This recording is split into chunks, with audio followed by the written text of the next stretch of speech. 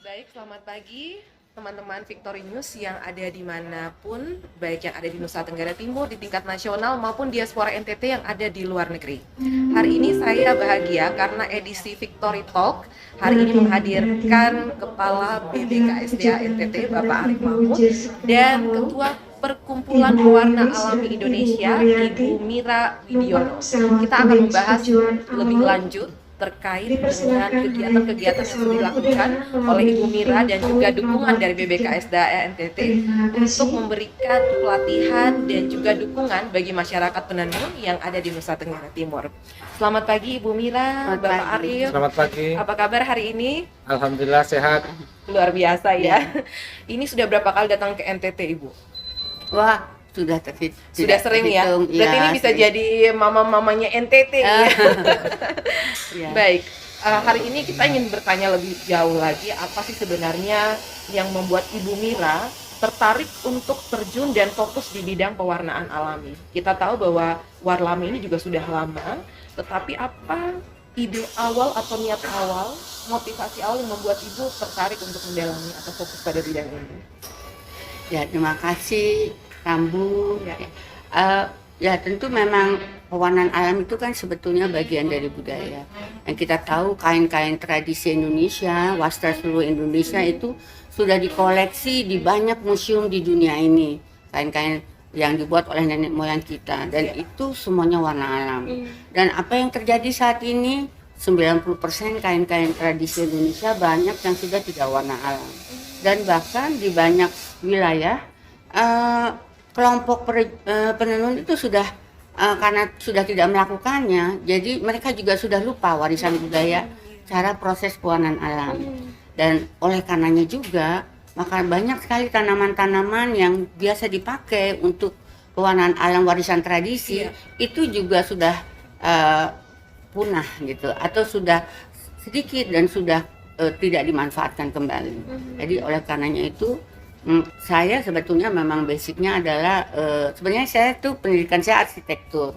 Nah, saya pernah menjadi sekjen dari Dewan Kerajinan Nasional pada tahun 2014 saya selesai, tahun 2015 saya dengan teman-teman membentuk legalitas perkumpulan warna alam yang awalnya hanya merupakan gerakan. Jadi saya bilang ke teman-teman bahwa kita kalau melakukan harusnya nyata, mari kita bentuk legalitasnya supaya kita lebih bisa mengadakan kerjasama secara resmi dengan banyak pihak dan kita juga lebih accountable dalam berkegiatan itu. Dan itulah yang kami lakukan dari 2015 sampai sekarang.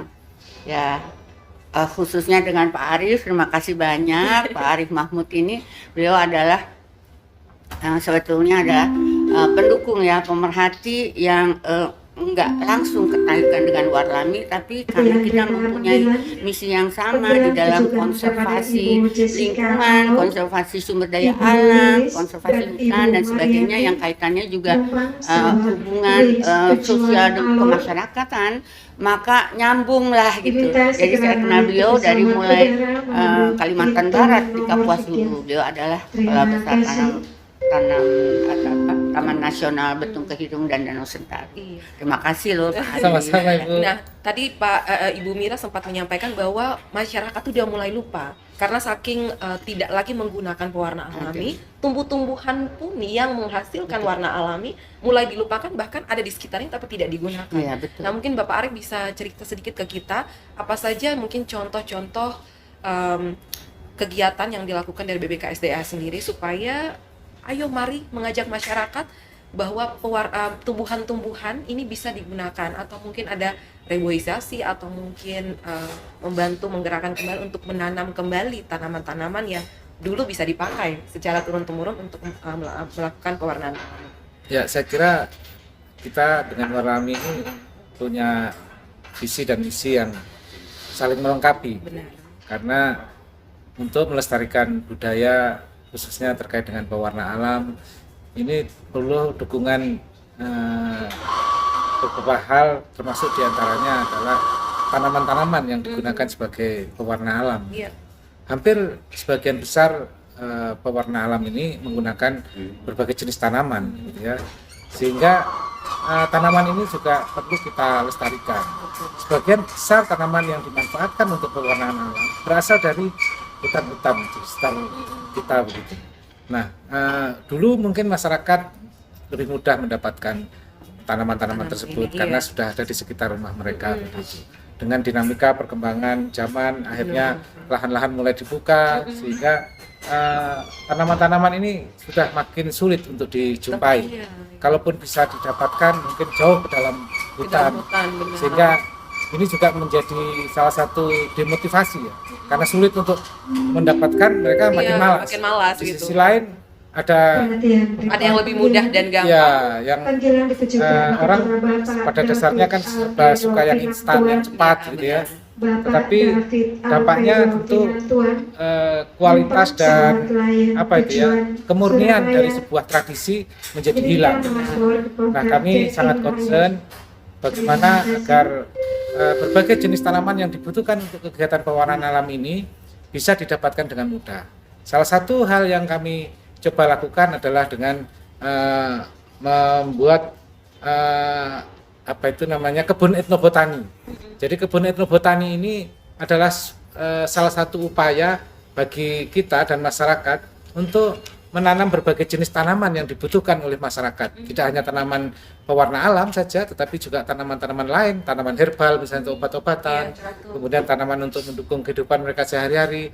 Kalau di Kalimantan itu bahkan ada tanaman yang digunakan untuk memberikan rasa gurih ya. Kalau kita biasa menggunakan MSG misalnya begitu. Nah, di Kalimantan Barat itu ada tanaman, saya lupa namanya, nanti saya sampaikan. Itu memang digunakan untuk kebutuhan memasak. Nah, itu sekarang sudah jarang dilakukan oleh masyarakat. Nah, berbagai jenis tanaman semacam ini tentu perlu kita lestarikan. Sehingga kita mendorong masyarakat dengan menyediakan berbagai jenis tanaman nantinya gitu ya. Saya akan bekerja sama dengan para pihak juga untuk mendukung upaya pelestarian tanaman pewarna alam. Baik, saya kembali ke Bu Mira. BBKSDA sudah mencoba untuk mulai melestarikan, menggerakkan kembali penanaman di sekitar lingkungan atau komunitas warga, termasuk mereka yang memang tradisi tenunnya cukup kuat. Nah, dari Ibu sendiri melihat apa sebenarnya kelebihan dari tenun NTT dibandingkan dengan mungkin tenun-tenun atau tradisi pembuatan kain di daerah? Luar biasa sekali sebenarnya. Tenun tradisi NTT ini sangat luar biasa karena contohnya kami Warlami tidak hanya baru ke FTTS, kami juga sudah ke banyak kabupaten, juga ke Sumba, Sumba Timur, ke Flores itu di Sika, Ngada, Nagakeo, semua berbeda-beda. Di Timur sendiri antara Kupang, TTS, TTU, Malaka, Belu itu semua beda-beda dan luar biasa sekali dengan ragam motif mereka, dengan teknik warisan budaya mereka yang masih dipertahankan. Itu sangat saya kagumi gitu ya. Itu memang luar biasa, satu kekayaan yang memang kita patut banggakan. Nah, apa sebenarnya yang membedakannya? Mungkin dari sisi nilai ekonomis atau mungkin dari sisi nilai budaya dan nilai jual keluar jika menggunakan pewarna alami. Mungkin ini bisa memberikan supaya teman-teman penenun NTT atau mereka yang mungkin menggunakan tenun NTT untuk didesain menjadi baju yang lebih modern, itu bisa paham soal ini. Baik. Sekarang itu memang sudah tuntutan global dan bahwa tren itu adalah produk-produk yang ramah lingkungan, yang eco-friendly. Ya, yang ramah lingkungan itu berarti dia juga antara lain memakai pewarnaan alam. Sebetulnya konteks kriteria ramah lingkungan tidak hanya memakai pewarnaan alam, tetapi juga ada fair trade. Kita juga harus melakukan itu, apakah kita mempergunakan anak kecil untuk melakukan kerja yang memang belum sepantasnya jadi produk-produk yang ramah lingkungan memang menjadi tuntutan global. Di satu pihak memang produk-produk yang ramah lingkungan juga adalah yang sehat dipakai di dalam tubuh. Contohnya tradisi NTT itu pada zaman dulu kalau orang sakit dikemukan pakai kain yang warna alam, dia dari rempah-rempah atau dia dari indigo dia itu otomatis seperti ada ada healing secara alami gitu ya. Itu yang memang terjadi. Dan contohnya lagi bahwa zaman dulu jenazah dari warga NTT khususnya yang saya pernah lihat di Sumba dan mungkin di beberapa wilayah yang lain, yang mereka tidak langsung dikuburkan, mereka ditaruh di ruangan, terus diberi kesempatan kepada keluarga, masyarakat di sekitarnya untuk menghormati terakhir dengan memberikan banyak kain. Nah itu taruh aja di dalam tengah rumah, itu nggak akan bau, padahal sebenarnya dia mencair terus kan itu tubuhnya. Karena ada pengaruh dari aroma kain tenun Betul yang gitu ya. Nah terus pada waktunya ada upacaranya udah siap, baru itu dikebumikan. Jadi memang produk-produk yang ramah lingkungan itu pertama lebih sehat buat kita. Terus yang kedua adalah storytellingnya lebih bagus buat kain tersebut, karena kita bicara dengan alam. Jadi antara motif tradisi dan motif itu kan mereka semua ada simbol-simbol dalam kehidupan. Dan simbol-simbol dalam kehidupan itu kan selalu terkaitkan dengan alam di sekitarnya. Dan itu akan menjadi satu storytelling yang memperkuat nilai dari kain tersebut. Dan oleh karenanya hampir saya pastikan kalau yang warna alam itu dengan warna yang bukan alam, dengan kondisi yang teknik yang sama pun nilainya akan jauh berbeda, nilai jualnya. Nah, ada satu ya mungkin ini pembicaraan ya di kalangan anak muda atau bahkan pecinta tenun. Biasanya kalau pakai warna alami kok jadi kayak pudar ya, tidak se-bright atau secerah ketika pakai warna yang sintetis. Ya, itu memang betul. Kita nggak bisa bersaing dengan warna sintetis yang mengandung zat-zat kemilau. Namun biasanya anak muda yang intelijen, yang dia smart dan dia mengerti bahwa nyaman yang dipakai itu nggak lagi begitu. Dan warna-warna alam itu sebetulnya jangan dikatakan itu sebagai warna yang pudar atau kelihatan gitu. Itu sebetulnya adalah kalau yang begitu berarti pembuatnya itu belum terlalu paham dengan melakukan proses dengan baik. Banyak sekali sebetulnya sekarang para warlamis, jadi keluarga dari walami yang melakukan itu, mereka sudah bisa membuat pewarnaan alam yang memang warnanya betul, warnanya itu cerah, warnanya itu juga warna-warna yang menarik dan nggak beladus gitu, dan tahan lama. Nah, terkait dengan pelatihan kemarin, apa yang Ibu temukan? Apakah memang mereka tidak terlalu paham untuk memperkuat itu, atau mungkin belum terlalu paham soal tekniknya? Dan apa yang dilakukan oleh Warlami untuk membuat mereka lebih paham dan mudah-mudahan bisa menghasilkan produk tenun yang lebih baik? Iya, memang. Jadi sebetulnya diawali dengan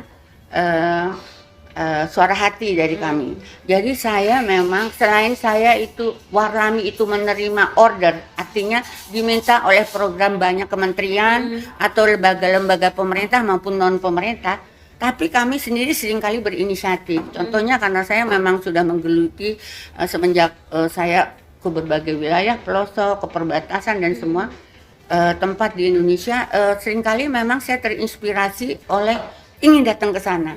Nah, khususnya TTS ini sebenarnya bukan program siapa-siapa, tapi memang program kami. Dari situ kami mendapat dukungan juga dari pihak bank swasta. Yang saya katakan di TTS itu kan sebetulnya ada 3 swapraja, Molo, Amanatun, Amanuban. Yang tekniknya luar biasa, bahkan di seluruh Indonesia tidak ada teknik yang dimiliki oleh beberapa daerah di sana. Dan mereka itu punya motif-motif yang sangat intrikit. Jadi saya sangat tertarik pertama dengan keluar biasaan dari aslinya kain tradisi mereka.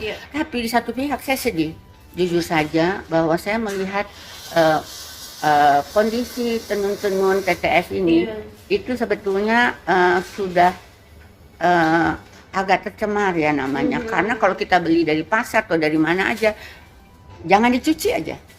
Kalau dicuci dia langsung blur, karena mereka membeli benang-benang yang dijual di pasar. Jadi mereka sebenarnya teknik lebih banyak, tekniknya adalah teknik pakan tambahan, benang pakan tambahan,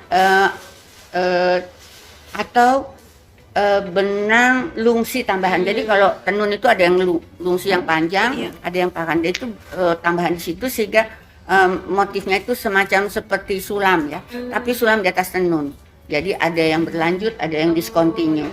Dan juga ada sedikit motif ikat. Kalau di Sumba kan semua motif ikat kecuali pahikung ya. Nah itu jadi mereka banyak memakai benang-benang yang instan yang memang sudah diwarnai. Dan kebetulan kualitas benangnya itu yang dibilang tidak luntur di pasar ya tetap luntur. Jadi saya kecewa sekali dan saya sedih sekali gitu ya. Jadi saya berpikir gimana ya kita menginspirasi. Ini kan upaya. Iya, betul. Karena dulunya nggak begitu. Jadi mungkin kualitas yang dijual di pasar yang begitu. Memang dulu kita banyak sekali mereka mendapatkan benang-benang untuk kayak benang-benang buna untuk teknik buna atau teknik nais atau pahat ya. Itu adalah benang-benang import yang mungkin dengan trade pertukaran perdagangan mereka mengambil rempah-rempah atau gimana. Nah, tapi makin kesini kan makin nggak ada itu terjadi. Yang ada adalah keagenan ataupun supply benang-benang yang dijual di pasar. Nah akhirnya karena kita tahu juga TTS itu kan daerah 3T ya, 3T di dalam pemajuan gitu. Jadi saya juga sedih. Nah, oleh karenanya dengan program ini alhamdulillah bisa terjadi dan kebetulan memang yang kita ikut sertakan itu yang tinggalnya di pedalaman, yang agak jauh gitu. Karena kalau yang dekat kota ada juga. Dan yang kedua adalah kita menemukan memang dari yang kita temukan itu dari 7 desa aja, mereka memang sudah tidak melakukan pewarnaan alam. Padahal bahan baku pohon-pohonnya itu masih ada. Jadi contohnya mengkudu ya. Mengkudu ada yang buah besar, ada yang buah kecil. Di sana tuh buahnya kecil. Buah kecil itu yang sulit tumbuh di Jawa.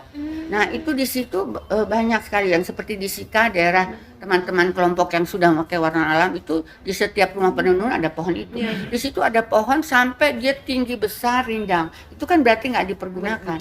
Karena untuk di daerah lain karena seringnya diambil akarnya maka buahnya jadi nggak terlalu banyak, daunnya nggak terlalu banyak gitu. Jadi itu. Terus yang kedua banyak juga yang mereka sebetulnya tahu bahwa itu untuk pewarnaan indigo. Indigo juga warisan budaya warnanya. Itu nggak tahu lagi kalau itu daunnya kayak gitu. Jadi dan itu juga nggak sehat. Sebenarnya kalau tanaman indigo itu tuh gampang sekali. Dia 3 bulan, 4 bulan tuh dia dipanen aja, langsung dipotong aja semua, asal jangan sampai akarnya ya, batangnya dia tingginya mungkin 60 meter, 60 cm dipotong aja.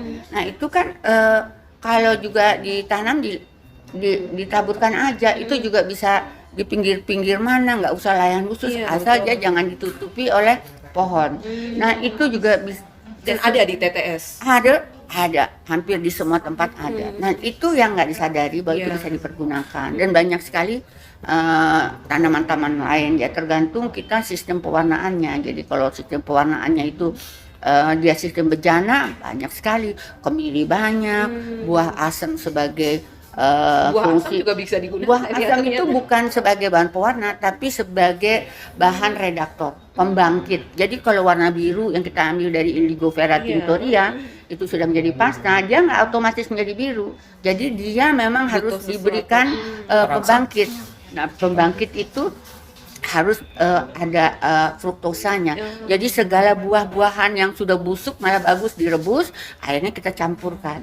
Jadi terus asam-asam yang udah jatuh gitu. Jadi, nah kalau yang di Jawa itu karena nggak ada tanaman yang gitu serba mahal, jadi mereka biasanya pegiat pewarnaan alam untuk fashion dan sebagainya di Jawa, mereka bisa pakai hidrosulfit. Itu adalah cairan kimia. Bukan cairan bubuk kimia yang organik yang memang bisa untuk pewarnaan alam, masih dikategorikan. Tapi kan itu barang impor. Betul. Atau kita pakai juga untuk penguncian kita juga.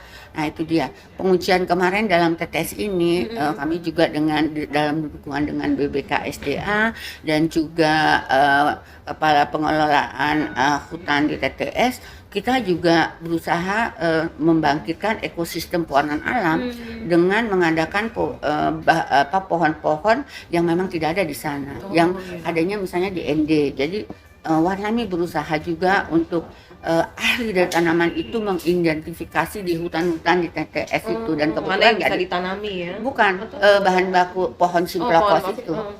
Pohon simplokos itu, dan ternyata banyak yang mirip tapi bukan. Jadi kan kita hanya ahlinya yang tahu kan. Iya, betul. Nah, jadi ternyata, tapi terus akhirnya kita mengupayakan untuk ada pembibitan. Ya, mudah-mudahan menjadi legacy juga untuk Pak Arif Mahmud dalam kontribusi membangkitkan bahan baku pewarnaan alam simplokos yang memang sangat diminati sekali untuk diekspor. Jadi dari luar negeri pegiat warna alam juga menginginkan bahan itu. Nah, Pak Arif, ini ada beberapa masukan dan juga apa yang sudah diamati secara langsung oleh Ibu Mira. Nah, bagaimana BBKSDA sendiri program ke depan nih setelah melihat bahwa ada potensi misalnya untuk pembibitan pohon untuk pewarna alami yang sebenarnya potensinya tidak kalah jauh dengan kelor. Ya, Kalau bisa diekspor juga ya kan? betul. Nah, itu bagaimana BBKSDA Jadi menanggapi hal ini? memang pemerintah dalam hal ini harus membuat ekosistem pemungkin ya, yang mendukung upaya-upaya konservasi dan juga budaya. Nah, saya tertarik juga terkait dengan hal ini, seperti disampaikan oleh Ibu Mira tadi, bahwa untuk bisnis tenun ikat ini kan tidak hanya kain saja, tetapi ada hal-hal lain supporting yang bisa dimanfaatkan juga oleh masyarakat. Tidak harus bisa menenun, tapi bisa mendukung upaya konservasi pewarnaan alam ini, misalnya dengan membuat pasta indigo tadi. Pasta indigo ini orang mau membuatnya nggak harus jadi penenun, masyarakat bisa membuat dan dia bisa meningkatkan ekonomi masyarakat. Itu harganya cukup mahal, 80 sampai 100 ribu per kilo gitu ya. Kemudian daun simplokos tadi lobak yang sudah mulai langka sulit didapat, itu juga harganya cukup mahal, peminatnya cukup besar. Dari Bali banyak request ke NTT untuk bisa mendapatkan hal itu, karena di Bali tidak ada. Padahal Ini jadi ini peluang salah satu. entrepreneur baru. Tapi pengekspornya dari Bali. Nah, kalau dijual di lokal itu 1 kilo 100.000, 120.000.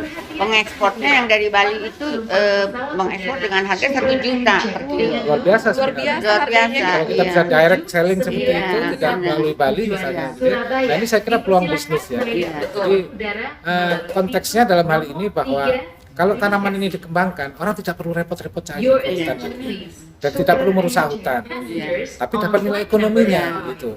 Nah, ini dalam jangka panjang harus terus kita upayakan, masyarakat bisa mendapatkan manfaat, hutan tetap lestari. Hutan tetap lestari. Itu yang saya kira sangat penting untuk kita upayakan dari semula sekarang. Nah, selain soal warna alami, apa hal menarik yang kemarin Bapak dapatkan ketika mengikuti acara penutupan ya untuk pelatihan bagi masyarakat penenun di sana? Ya, saya kira tenun di NTT ini sangat luar biasa. Saya surprise kemarin ketemu ada salah satu peserta pelatihan, ternyata masih anak-anak, masih umur 12 tahun, Mela. Kemudian saya ngobrol dengan mereka dan ini juga menurut saya hal yang perlu dilakukan oleh semua orang tua. Karena membudayakan atau melestarikan budaya menenun ini harus dimulai dari anak-anak. Benar. Kalau tidak dimulai dari anak, pasti suatu saat akan punah. Orang mulai malas. Gitu. Dalam kondisi seperti sekarang ini, orang lebih suka bermain gadget misalnya. Ya, Tapi di NTT saya lihat kemarin itu Mela sama adiknya yang baru umur 7 tahun itu sudah pandai. mulai menenun gitu. Nah, orang tua juga saya kira dari sekarang sudah harus mulai juga menularkan budaya menenun ini pada anak-anak ini, sehingga budaya tenun ini tetap lestari sampai sepanjang masa. Jadi sebenarnya soal menenun dan warna alami ini banyak hal yang sudah kita dapatkan ya. Iya. Mungkin pelatihannya tidak lama, tetapi banyak hal. Misalnya yang pertama adalah bagaimana melestarikan tanaman-tanaman yang memiliki potensi ya bisa digunakan sebagai pewarna alami. Kemudian yang berikut adalah ada peluang bisnis ya, baik itu dari sisi pembuatan pasta, kemudian juga bisa untuk pembuatan benang pewarna alami. Jadi tidak harus pandai menenun, tapi bisa berbisnis benang yang lebih berkualitas daripada yang dijual di pasaran seperti yang tadi Ibu sampaikan dengan pengalaman. betul. Dan di sisi lain bisa meningkatkan nilai jual. Dan yang perlu diingat oleh orang-orang muda dan juga pemirsa di rumah bahwa ternyata dengan menggunakan tenun atau desain yang menggunakan pewarna alam itu menjadi tuntutan global dan tren. Iya. Ya, juga nilai ekonomis yang tinggi. Wah, luar biasa. Dan Jadi- tidak lupa pasti bikin kita sehat juga sebenarnya. Jadi yang memang perlu dilakukan dari sekarang adalah edukasi. Ya. Edukasi. Edukasi kepada publik gitu ya, bahwa pewarnaan alam ini memang memerlukan apresiasi. Benar. seperti disampaikan Bu Wira tadi, memang perlu intelektual yang cukup ya, Betul. untuk bisa memahami dan mengapresiasi karya yang menggunakan pewarna alam. Nah, sehingga pasarnya memang ini tidak tidak massal gitu ya. Betul. Pasar produk-produk pewarna alam ini sangat eksklusif gitu ya. Betul. Jadi tidak bisa dijual di sembarang tempat gitu, karena eksklusivitasnya itu. Nah, dengan kondisi seperti itu dan orang-orang yang memahami dan mengapresiasi terbatas, sehingga perlu konsep pemasaran yang jelas gitu ya. Betul. Nah, saya sangat senang Warlami bisa mendukung proses itu dari sejak hulu sampai ke hilir gitu. Ini yang Sampai sangat jarang pemasarannya dilakukan. ya. Karena kalau hanya di hulunya saja, siapa yang beli barang ini nanti Benar, gitu ya. benar. Tidak tahu kan mereka mau kemana. Warlami membantu memasarkan itu. Karena Warlami punya koneksi dengan beberapa komunitas-komunitas yang bisa mengapresiasi produk-produk pewarna alam ini. Saya surprise, harga kain kalau misalnya di sini yang biasa 800.000 ya, Iya. 1 juta begitu ya. Kalau sudah masuk ke pewarna alam, nilainya bisa 3 kali 4 kali lipat begitu. Luar biasa. Bahkan kalau mungkin dijual ke luar negeri lebih lagi gitu. Lebih lagi ya. Jadi ini nilainya menurut saya pewarna alam ini sangat eksklusif dan punya value. Betul. Value-nya yang luar biasa menurut saya. Dan value-nya bukan hanya nilai ekonomis tapi Ya. cerita, histori di balik itu Ya, storytelling-nya itu luar biasa. Iya. Iya. Baik, Ibu Mira, ini pertanyaan terakhir. Apa harapan Ibu setelah pelatihan kemarin dan melihat potensi bahwa ya mungkin ya di luar berbagai kekurangan yang Ibu temukan kemarin, tetapi potensi ke depan dan harapan ke depan Ibu untuk para penenun khususnya di Kabupaten Tetes. Terima kasih. Ya, harapan dari kami adalah ya tentu keberlanjutan. Namun kan kita juga mengerti itu sebetulnya bukan satu-satunya harapan Warlami. Keberhasilan penenun itu perjuangan. Mereka itu sebenarnya pejuang budaya yang harus diapresiasi. Adalah kita juga membutuhkan dukungan dari semua pemangku kepentingan, dari dinas-dinas. Makanya kemarin dalam penutupan juga kami mengundang selalu dinas kebudayaan, dinas Perindakop, dinas lingkungan hidup, dinas-dinas yang terkait selain dari BBKSDA ini. Jadi kita harus bergandengan tangan untuk mendukung para pejuang budaya ini. Yang pertama itu dari mereka kemarin itu saya berikan di kata-kata penutup adalah warna itu sebetulnya tidak segala-galanya. Jadi saya sampaikan bahwa untuk membuat satu produk itu adalah holistic end-to-end product. Jadi yang pertama, tentu saya menyampaikan karena mereka orang dari desa dengan bahasa yang desa. Ada yang pertama adalah kesempurnaan. Karena mereka juga berpikir masih ini hanya pelatihan Warlami, kan kita beri tugas. Jadi waktu mereka memberikan tugas, mereka tidak menyelesaikan finishing dengan baik ya. Dia pikir, lah gimana? Kita menyerahkan kepada sponsor, belum dilinting, belum begini. Terus kita juga melihat bahwa pewarnaan, kita mengevaluasi pewarnaan, tetapi kita juga sangat peduli Warlami kepada karena kita basicnya adalah budaya, kita sangat peduli kepada bagaimana cara mereka memperlakukan benang-benang yang sudah diwarnai atau membentuk pewarnaan melalui teknik ikat harus dikerjakan dengan baik. Dengan serius. Jadi saya bilang karena dengan pewarnaan yang baik pun kalau kita tidak melakukan tekniknya secara baik, maka nanti pewujudannya juga kurang baik. Jadi itu yang paling penting saya berikan ke mereka. Terus yang kedua juga saya menyampaikan harapan ke perajin bahwa kita meskipun udah selesai program ini, kita tetap memberikan benang, tapi kita nggak memberikan target apa-apa. Kalau mereka memang betul mau menjadi bagian dari Warlami, ya mereka harus melanjutkan dan silahkan mengontak kami. Dan kita juga tunjukkan bahwa hasil karya mereka pada tahap sebelumnya sudah dipamerkan di Museum Tekstil Jakarta, di mana Warlami sedang mengadakan gelar Wasanesia. Jadi warna alam, serat alam Indonesia itu bekerja sama dengan Museum Tekstil dan Badan Restorasi Gambut dan Mangrove yang itu adalah satu badan yang juga berusaha membangkitkan pewarnaan alam di daerah-daerah gambut, daerah-daerah mangrove. Dan yang ketiga itu kemarin kita berusaha bangkitkan bahwa mereka harus punya authenticity. Jadi jangan sampai temannya bikin gitu bagus, bikin sama semua. Jadi kita juga itu terus inovasi dengan pewarnaan alam itu membentuk mereka kreativitas. Karena pewarnaan alam yang basic dari tradisi itu ada. Tapi sebetulnya potensi bahan baku pohon-pohon yang lain itu bisa dieksplor. Jadi kita memberikan juga kunci-kuncinya. Bagaimana kita mempunyai pewarna-pewarna baru baru mengikuti tren warna kekinian. Jadi kita nggak harus warna tradisi. Betul. Tapi kita sebagai pegiat tradisi ya kita harus tahu, paham. Karena kita sangat mencintai, kita juga cinta tradisi, selain juga sayangi bumi. Terus yang ketiga, kita selain inovasi itu saya sampaikan bahwa kita ini persaingan banyak meskipun sama-sama warna alam dari dasarnya. Jadi saya bilang kita harus mampu membuat satu karya yang mampu juga bersaing di harga gitu. Jadi nggak otomatis bahwa pekerjaan kita yang sulit kita hargain tinggi. Jadi kita jangan melihat sesuatu berkarya hanya karena uang, betul. tapi kita betul-betul karena kecintaan. Pasti orang akan cari pengalaman Warlami dengan kita menaikkan posisi penenun itu jangan cuma sekedar penenun tradisi, tapi dia juga menjadi maestro seni. Maka mereka otomatis jangan worry, jangan khawatir bahwa tidak ada pasarnya. Orang pasti akan datang. Apalagi seperti di TTS ini kan masih langka, dan masih saya bilang bahwa ini akan menjadi pionir-pionir nih mereka kalau mereka berlanjut untuk sebagai perajin-perajin pionir yang membuat pewarnaan alam dengan features yang baik gitu. Itu mungkin pesan saya dari situ. Yang paling penting saya kebetulan karena memang mereka itu konektivitas kan, wifi juga nggak ada ya. Jadi seringkali mereka khawatir gimana nanti jualnya.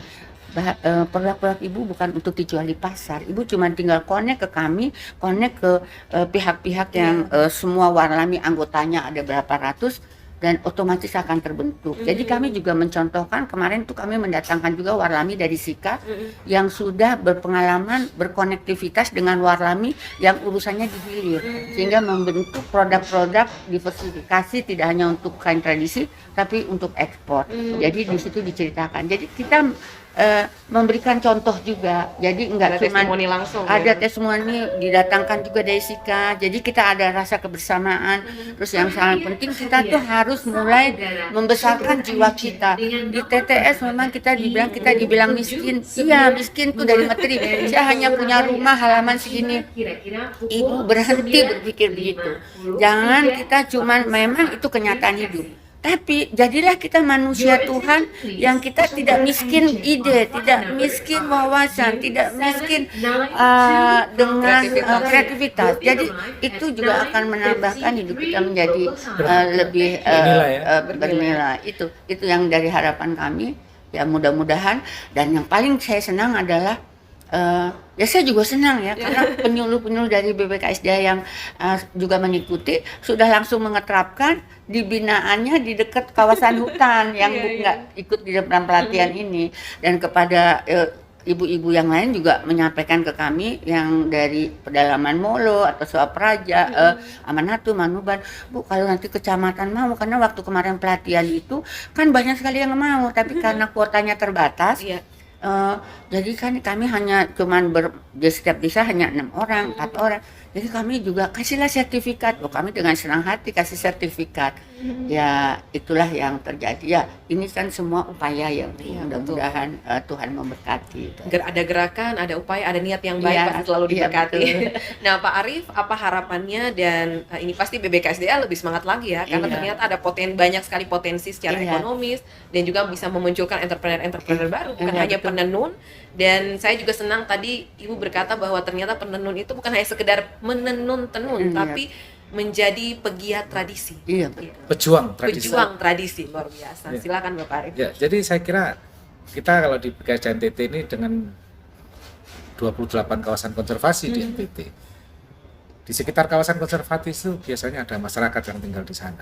Dengan adanya bantuan dukungan dari Bu Mira ini, kami menjadi lebih bersemangat lagi teman-teman penyuluh, karena punya bekal, punya modal untuk mendampingi masyarakat.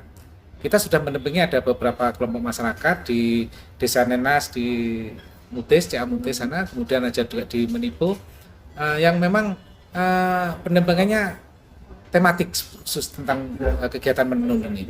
Nah, saya kemarin mendorong para penyuluh untuk belajar juga bagaimana memberikan pewarnaan alam pada tenun-tenun itu. Alhamdulillah kemarin mereka sudah terlibat di dalam proses pelatihan dan sudah melakukan trial lah, uji coba hasil pelatihan itu kepada kelompok pendampingan tadi oleh masyarakat, dan mungkin ini memang masih perlu proses gitu ya, tetapi secara bertahap kami akan terus berusaha.